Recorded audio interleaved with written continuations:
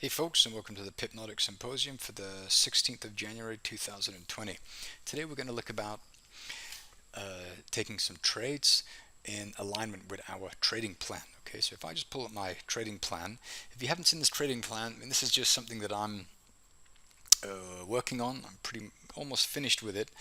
This is just like a nice way for me to document my process, and I have this up. I have this open when I'm trading, which I have not been doing a lot of these past almost this past month due to school holidays.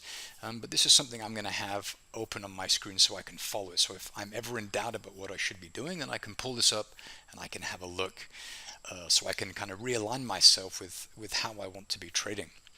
Okay, and so if we just go to the meat of it, we have our macro view. Okay, so this for me is going to be depending on what I'm looking at, but probably the monthly, or definitely no lower than the weekly. Okay, and so if I look at this is going to tell me what is currently driving price. Okay, so if I have I'm just going to read this. I look for a recently removed origin, so this is going to be denoted by a gray dot, okay, which I'll elaborate on in just a second, to identify what direction I should be trading in. Okay, so has price moved below a recent origin, then I am a seller. If it's been removed by to the upside, well, I'm going to be a buyer. Okay, and it's going to be pretty clear to me when I see this. And if I show you this on a chart, you can see that we have a high, a low, a high, and we have a low here. Okay, and you can see here we have the most recent is this one, and this one is below this one. So we have a very clear downtrend. Okay, so for me, if I look at what's going on here, this is the monthly chart. We have a downward sloping trend line. We have an enormous rejection, kind of a pin bar up here. And so what does this tell me? Well, this tells me that I probably want to be selling. This is monthly rejection. This is absolutely enormous. There's so much selling here that, I mean, I do not want to be buying anywhere here. Okay, so I have a very clear directional bias for this particular pair on the monthly chart. Okay, so I know what is driving price. What is driving price? Well, this is monthly supply. Okay, you can see that price poked up into this area of supply, which lined up with this trend line. We closed below the trend line, so we can expect that price is going to wriggle lower. So for me and my analysis, I want to be selling the pound Canadian dollar for that reason. Okay, so that's what's driving price, monthly supply. Okay, so now I go to the medium term. And the medium term, this must be aligned with what's going on the macro. So I look for recently removed origin to identify what direction I should be trading in. So if I go to the weekly chart here, we can see here that we actually have something that's pretty interesting here, and that is my focus on market structure. So if we do something like that, here we have market structure that has failed, and this has failed on the weekly chart. And so I have price that's been wriggling up, and now I'm having market structure that has failed. And we had this area of demand here, okay, and this has been taken out, and the area of supply that took that out is this one here. Okay, so my trading plan says that I want the origins to be aligned. Yes, I do, but I'm going to add to my trading plan that I also want market structure failure. So the two main reasons or ways to qualify supply and demand, that is, have we consumed a opposing supply and demand, or are we experiencing market structure failure? And we are actually experiencing market structure failure at supply. So that tells me that I want to be, again, looking to sell. Okay, and so if we mark off on the weekly chart here, which is my medium term, we have this area of supply which caused market structure to fail. Okay, so this is super interesting to me here. So I know that I want to be selling. So I'm seeing a short bias on the monthly. I'm seeing it begin to materialize on the weekly. And so this is a good reason to sell. Okay, I would be even more thrilled if this here was gone, which it is not. Okay, because this would confirm that we have more room for price to move. Okay, and so I know that if I want to get short up here, I want there to be enough room for the trade to work out. So I want to see price, the size of this area of supply, has to be, for example, 1, and I want the closest opposing demand to be at least 2 times that away. Okay, and so if I mark off my entry here, have my stop here, I want opposing demand to be 2 times the size of this away. Okay, and I can see that I have that. And you can't see here on the weekly chart, but you can see, as you'll see on the daily chart, that we are about 2 times that away. So if we go back here and we have a look at the micro chart, identify the recent move beyond an origin, and sync with the macro and medium time frames. Okay, so this is what we're seeing just here. Okay, so now let's have a look at the daily chart, and this is what we have here. We have this area of weekly demand here. Okay, we have the most recent area of origin or low at this high here, so price poking into this the significant supply, which is the trend line is sloping down.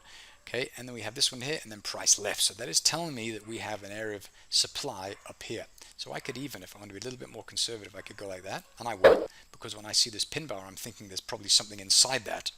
Okay, so currently price is poking into this area of weekly demand, which is not a pretty one, but it is demand nonetheless, and we're kind of having maybe a bit of a tough time moving that out. But you can see we're tested once, twice, 3 times, 4 times. So each time price gets to it, it goes lower and lower and lower, and we're about halfway through it now. So I'm thinking another test or 2 more tests and this area is going to be gone. Okay, and we're not going to have anything until lower, because this here is not demand, and this is not demand because when we left here we did not move above here. So this is not demand. Okay, I'll expect price, if it comes back to this area here, to move through this relatively easy. We do have a psychological number, a 16800 area, so that's one reason that we might have some bounces, but this did not accumulate anything. Price went up, we pulled back, and then we left. Okay, so this is not a terribly interesting area. The more interesting area for me is down here. This is interesting because when you can see how price poked above this high, and then it traded above this area, it traded above this high and this high from this area here. So this is more of an interesting area to me here. And if you have a look at this, okay, so we have a look, we measure from here. Oops, wrong direction. So we measure from here down to here. This is 1 times, this is 2 times, and this is 3 times. This is about 3 times away. So ideally we only need it to be here away, but we do have all the way down here before we have opposing demand in this case. Okay, so that's pretty interesting. So I mean, that's what we have there. So I mean, this area that is marked up as a weekly area of supply, we have the nested area within it, which looks like this. You can see this much more clearer on, I'll put it on the daily. So we have these levels that are lined up, which looks like this. Okay, so that's what we have there, and we have our 2 times is there, but the opposing area is located just here, so we can actually leave it like that and see what happens there. Okay, and so following our plan, we want to make sure that we're aligned with the major flows. So the major flows for this are going to be the monthly. You can see very clearly on the monthly chart that price is probably going to start to wriggle lower. Okay, and on the weekly, we have the weekly chart beginning to break down, and we can see this via the market structure that is beginning to fail.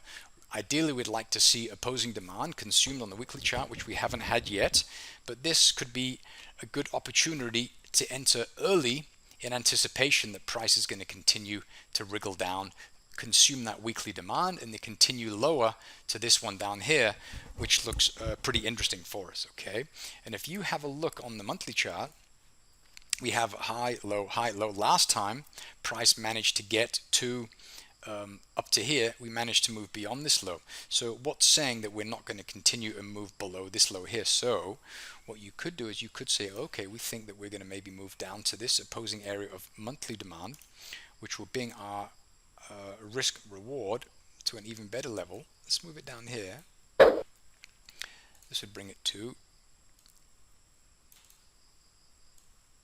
here, which is going to be, that's probably 1 to 4 risk reward. Okay, so that's a pretty decent trade considering this little entry here. Our risk is up here. Okay, and this is an important place to put the stop, because this stop is going to be above here. If price goes above this one and above this one, well, I don't want to be a seller anymore. I want to be a buyer, and then I'll be looking to buy at demand. Okay, so you want to put your stop in an area that is going to tell you that if price gets to your stop, then you no longer want to be trading in the direction of your initial analysis. Okay, if price moves above here, I don't want to be selling anymore. I want to be buying. Okay. Okay, good. Good. I'm going to leave it at that. I'm going to keep this really short and really simple. As I mentioned, I got a house full of kids, and school starts again on Monday, so I'll be back to my normal routine of doing my videos every day, and I think that'll be all great. Okay, but I'll leave it at that. Thanks for watching. If you have any questions, please post them in the forum or comment the video. Okay, thanks very much.